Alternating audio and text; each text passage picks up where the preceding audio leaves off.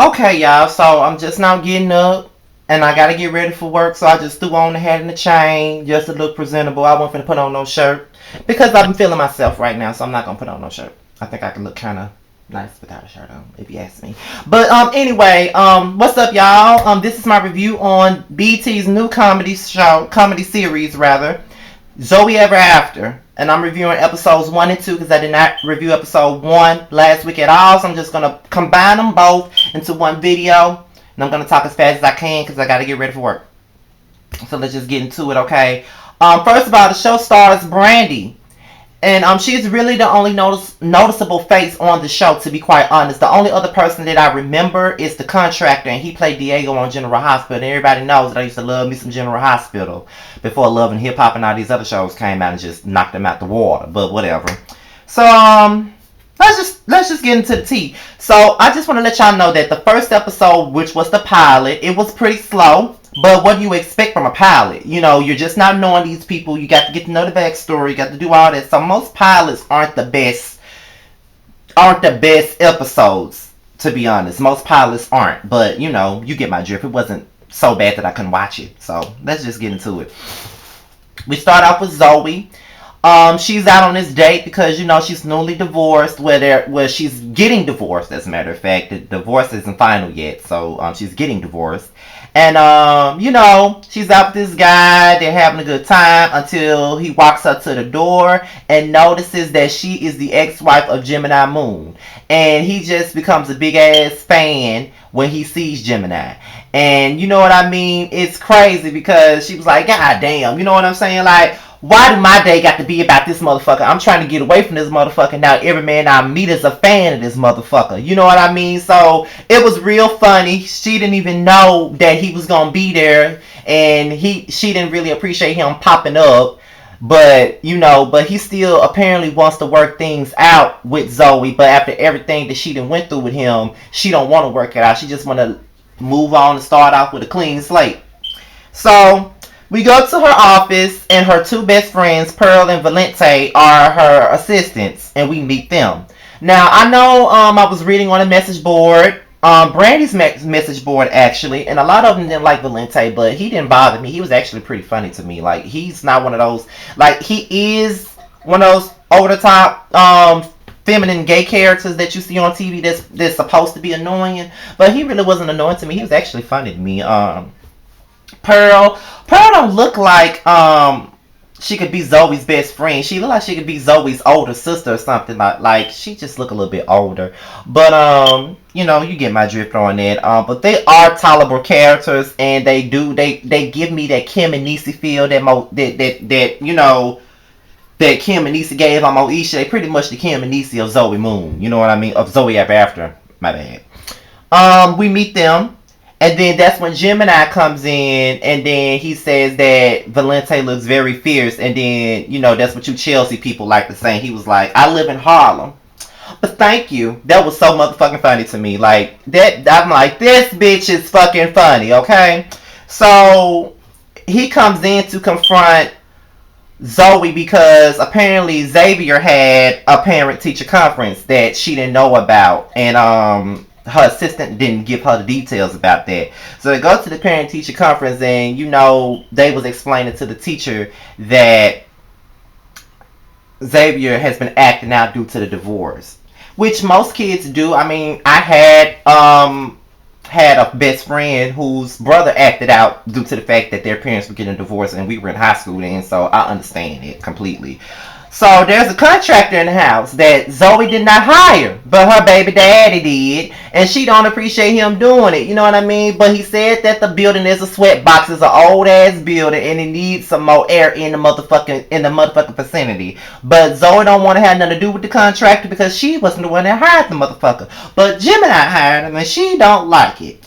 So then she gets home, and she sees Gemini at the house, and India Ari is there singing I'm Ready for Love. I ain't seen India Ari in a long time, but she's performing, sitting in the house singing I'm Ready for Love. And apparently that's a song that Zoe and Gemini liked so much, and he thought that he could butter her up. But this is the part where it gets interesting. And I feel like this is the part that gets interesting, and it makes me feel like this should have been a drama series.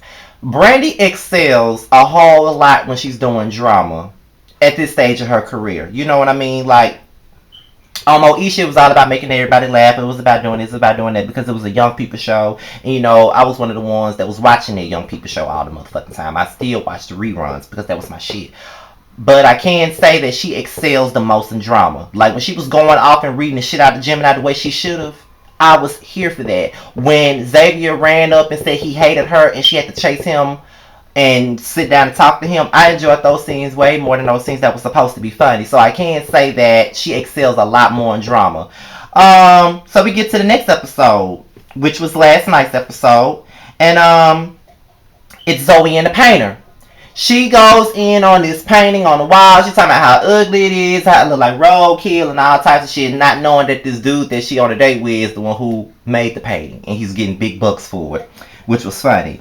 So, that was real funny. Like, it's a lot of dating scenarios that's real motherfucking funny, and it's real tea. Like, it's real motherfucking life, folk. Like, it's real life. So it's not like this shit don't happen on a day-to-day basis. I'm friends with a lot of females, so I hear all about their horrific dates. So at least they're keeping it 100 with this shit. You know what I mean? So we talk about Pearl's dating food chain. She at the bottom of the barrel. She trying to get her wedding by November, and and it's like 5 more weeks till a wedding and all this shit. And I'm like, Pearl girl, bye. And Zoe talking about her date.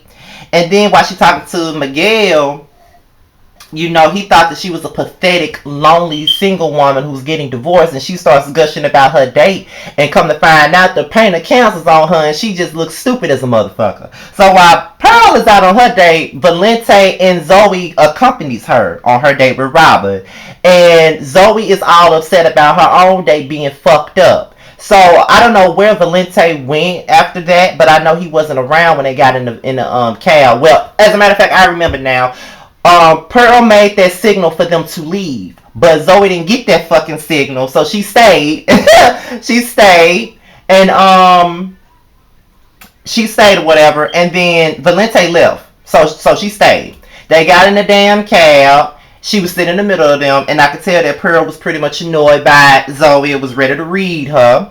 And when they tried to kiss, she broke them up. They wanted to drop Zoe off at home first, but she wasn't going for that. It's like she did everything she could to stay with them, and it pretty much pissed Pearl off. She made it, and she said that Zoe makes everything about her, and that she's never around when it's necessary. She's always around when it's convenient for her, and that Zoe really don't give a fuck about her or her friendship. And that was another scene that was way more appealing to me. I think that as I get older, I like more drama series, because I've always felt like, I guess in my 20s, I felt like sitcoms were corny, and I'd rather see Being Mary Jane, or I'd rather see the haves and have-nots, because I'd rather watch the haves and the have-nots than that flop ass If Loving You Was Wrong before I sit there and watch what is it, Holy Thy Neighbor, or whatever that show is. I would not watch that. I barely like to watch The House of Pain. So with that being said, I'd rather watch a drama before I watch a damn comedy. But that's just like with the movie. I'd rather watch a damn drama before I watch a comedy. It got to be some comedy mixed up with some drama for me to be entertained. I like drama. So it is what it is. So she read the shit out of Zoe, made Zoe feel like shit. Watching the Golden Girls, she called and left a message on the answer machine, and voila, Pearl came in, and they was back on track. So let me just say this, since this is my first review on this episode on the show, I will say this: Brandy has come a long way as an actress. Like I said, I feel like she excels more in drama. So I feel like this show should take a more dramatic approach versus the comedy. Not saying that there should be any comedy in there, because you do need to laugh at something, because a lot of drama series have their laughable moments, but I do think this should be a full out drama series.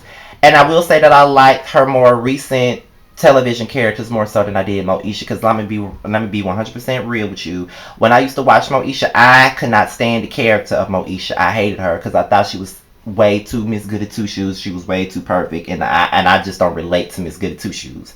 I was here for the Kim and the nieces because they was ghetto, ratchet, loud, hood, funny, just like me. So of course I didn't relate to Moesha. So I like the show. And I loved her relationship with Q. But her as a character alone, I hated her. But I also felt like Frank, she had a lot of Frank in her because I hated Frank too. So it's like I hated both of them. But she was cool when she was with her friends and when she was with Q or anybody else. But I just did not like her character at all. But I did like Chardonnay. Why? Because she ratchet, ghetto, hood, funny, entertaining like me. Of course, I'm going to relate to all the ratchet shit. Look, I mean, look at me. And I like Zoe Moon, who's not really ghetto or ratchet, but she's very funny. So I guess I relate to whatever is like me. I guess it is what it is. But this I think the show's gonna progress as it continues to flow. As long as you get to know everybody else, and I'm gonna continue to try to review it. The haves and the have-nots. I said I'm gonna review that show, but God, it's moving so slow for me. Like too slow to the point where I just like, do I even need to review this shit? But that's all I gotta say, you guys. Mob Wives, The Last Stand. I'm interested in reviewing it. I'm gonna watch the first episode when I get home from work, and it's pretty much gonna determine whether I review this show or not. Because I reviewed it in the past, and it got me on VH1.com the first time I reviewed it. But we gonna see. And with that being said, you guys, I'm out of here. Let me go and get ready for work, and I'm out, y'all. Peace.